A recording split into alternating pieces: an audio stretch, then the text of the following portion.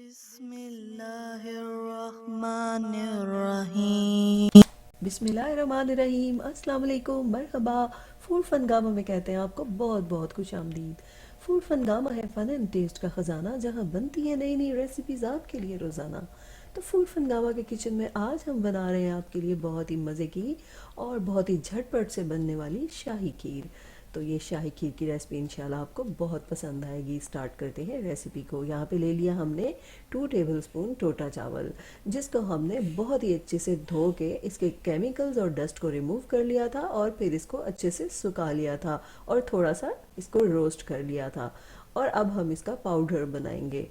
तो जब हम इस तरह चावल का पाउडर बना लेते हैं तो खीर बहुत ही झटपट से तैयार हो जाती है और उसमें बहुत ज़्यादा मेहनत नहीं करनी पड़ती। तो पाउडर जो है वह हमने बना लिया और अब हम पैन में शामिल करेंगे 1.5 litre milk. Full cream milk है और यहाँ पे हमने दूध को बहुत अच्छे से पका लेना है। तकरीबन इसको हाफ़ कर लेना है। तो जब ये बॉयल होकर तकरीबन हाफ़ हो जाएगा तो तब हम इसमें अपने पाउडर राइस को शामिल करेंगे। तो इस तरह झटपट से 15 मिनट में ही आपकी खीर तैयार हो जाएगी। तो दूध काफ़ी देर से पक रहा है, तो अब हम इसमें शामिल करेंगे चावल। तो अच्छे से इनकी मिक्सिंग करेंगे। तो आप देखेंगे कि जैसे ही आप चावल को दूध में शामिल करने लगेंगे, दूध थिक होना शुरू हो जाएगा और 15 मिनट के अंदर ही आपकी खीर बन के तैयार हो जाएगी इस तरह से। तो बहुत ही जल्दी और बहुत ही झटपट से ये खीर तैयार होती है, पता भी नहीं चलता और खीर तैयार हो जाती है। तो खीर चावल की सबसे ज़्यादा अच्छी लगती है। सूजी की खीर भी बहुत अच्छी बनती है, लेकिन चावल की खीर का अपना ही मज़ा है। अब हम इसमें शामिल कर रहे हैं 1/2 कप खोया। ये खोया भी हमने खुद ही बनाया है 1/2 लीटर मिल्क से। तो अच्छे से इसकी मिक्सिंग करेंगे ताकि बहुत अच्छे से इसका जो क्रीमी टेस्ट है वो दूध में और खीर में शामिल हो जाए।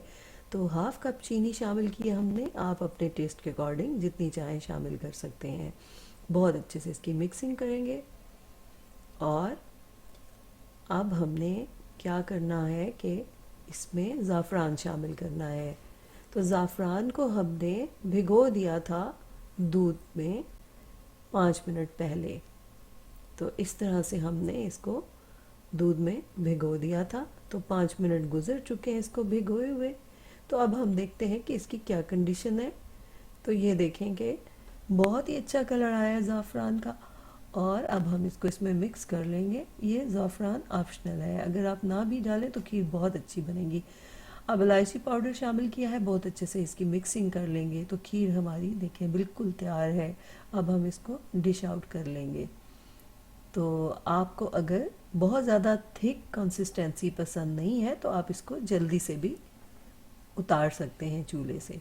तो डिश आउट कर रहे हैं और अब हम इसकी गार्निशिंग करेंगे। तो आप भी अपनी मर्ज़ी के मुताबिक गार्निशिंग कर लें। हमने इससे मेवाजात, गिरी और बादाम जो है उनसे गार्निशिंग की है। तो ये देखने में भी बहुत ही ज़्यादा खूबसूरत लग रही है। उम्मीद है आपको हमारी ये रेसिपी बहुत ही पसंद आई होगी। कमेंट बॉक्स में हमें ज़रूर बताइएगा। तो जब बनेंगे इस तरह के पकवान, दिल पुकारेगा फ़बी आला रब्बिकुमा तुकज़्ज़िबान। हमारी दुआ है आप रहें खुश और शादमान, दुनिया के साथ आखिरत भी हो आपकी आसान, तो कभी ना आए आप पे कोई भी इम्तिहान। अल्लाह हो आपका मुहाफ़िज़ व निगहबान।